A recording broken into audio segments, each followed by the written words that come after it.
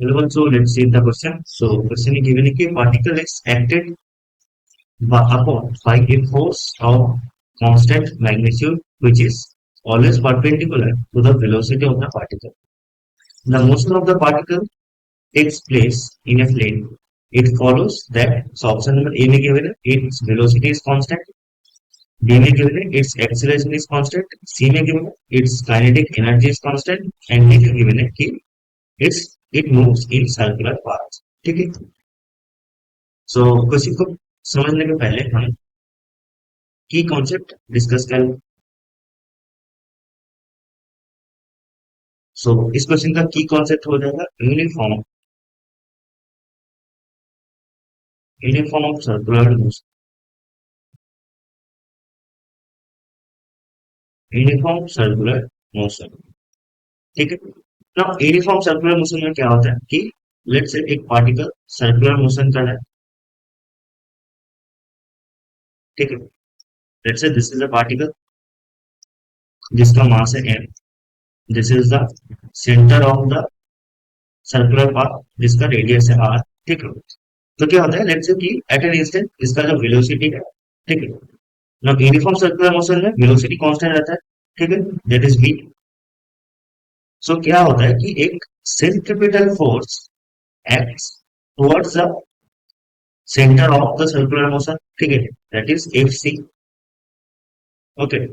And at any instant F C and velocity के बीच में कितना एंगल रहता है 90 डिग्री. ठीक है. तो ये हमारा यूनिफॉर्म सर्कुलर मोशन का कॉन्सेप्ट हो गया. ठीक है. एंड एफ सी क्या होता है. एफ सी होता है हमारा M V square by R. ठीक है. नाउ यहाँ पर हम क्वेश्चन को समझते हैं. क्वेश्चन में क्या बोला कि a particle is acted by a force of constant magnitude which is always perpendicular to the velocity of the particle.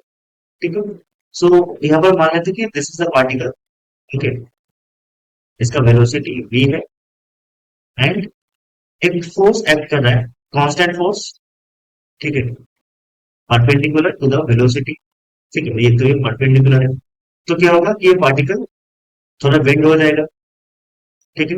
Bend होकर लेट्स से इस पॉइंट पर आके पहुंचेगा. तो इस पॉइंट पे भी इसका वेलोसिटी क्या होगा v होगा. ठीक है. And the force acting is 90 degree to it. ठीक है. तो ये जो होगा यहाँ से भी बेंड हो जाएगा. ठीक है. दैट मीन्स ये एक सर्कुलर मोशन करेगा. ठीक है. क्योंकि अगर हम यूनिफॉर्म सर्कुलर मोशन को देखें तो एक centripetal force is acting which is perpendicular to the velocity and that is constant. ठीक है. तो इस केस में क्या होगा ये जो F होगा F will act like centripetal force FC. ठीक है. because it is force is perpendicular to the velocity. ठीक है. तो ये क्या होगा. सो यहाँ से हम पहले क्या कंक्लूड करेंगे that it will move in a circular path. ठीक है. It moves in circular path. Circular path. ठीक है. तो ये हमारा पहला कंक्लूजन हो गया. सो यहाँ से ही हम ऑप्शन डी को देख सकते हैं कि it moves in a circular path बोल रहे हैं. ठीक है. तो ये ऑप्शन डी हमारा सही हो गया. ठीक है. नाउ एक एक करके ऑप्शन को देखेंगे. सो ऑप्शन ए में क्या बोला इट वेलोसिटी इज कांस्टेंट. ठीक है. नाउ वेलोसिटी क्या है. Velocity is a vector quantity. Vector quantity. ठीक है. एक वेक्टर क्वांटिटी का क्या रहता है एक मैग्नीट्यूड रहता है. मैग्नीट्यूड और क्या रहता है डायरेक्शन रहता है. ठीक है. यहाँ पर बोला गया कि force acting is perpendicular to velocity. ठीक है. दैट मीन्स यहाँ पर हम बोल सकते हैं कि net work done is zero. ठीक है. That means magnitude of the velocity is constant. ठीक है. But velocity is changing. Velocity is changing. क्यों चेंज हो रहा है. क्योंकि वेलोसिटी का डायरेक्शन तो चेंज हो रहा है. ठीक है. Let's say this is point A, let's say this is point B. So A और बी पॉइंट पे हम देख सकते हैं कि वेलोसिटी का डायरेक्शन चेंज हो रहा है। सो वेलोसिटी इज चेंजिंग, ठीक है। सो ऑप्शन नंबर ए हमारा गलत हो गया, ठीक है। ना ऑप्शन नंबर बी में क्या बोला, इट्स एक्सीलरेशन इज कांस्टेंट, ठीक है ना। एक्सीलरेशन क्या होगा, force is equal to mass into acceleration, ठीक है। और you can say acceleration equals to force by mass, ठीक है। ना यहाँ पर फोर्स क्या है, एक वेक्टर क्वांटिटी है सिमिलरली, ठीक है। तो यहाँ पर हम देख सकते हैं कि ए और बी पॉइंट पे फोर्स का डायरेक्शन भी तो चेंज हो रहा है, ठीक है। सो यहाँ पर हम बोल सकते हैं कि force, the direction of force is changing, direction of force is changing, ठीक है। सो एक्सीलरेशन भी हमारे वेक्टर क्वांटिटी हो गया। That means acceleration that is a vector quantity that is also changing, ठीक है।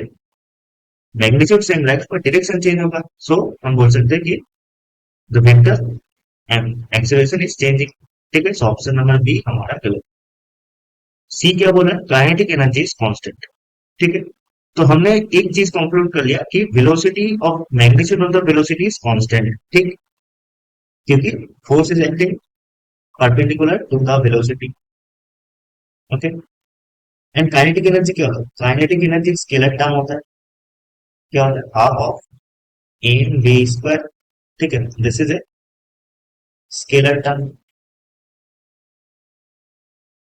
ठीक है।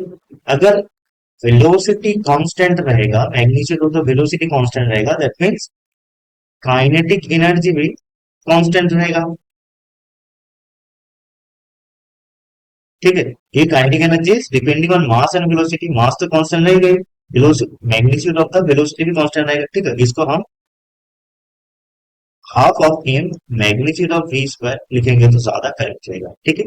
That means kinetic energy is constant. So हमारा ऑप्शन नंबर सी भी सही हो गया।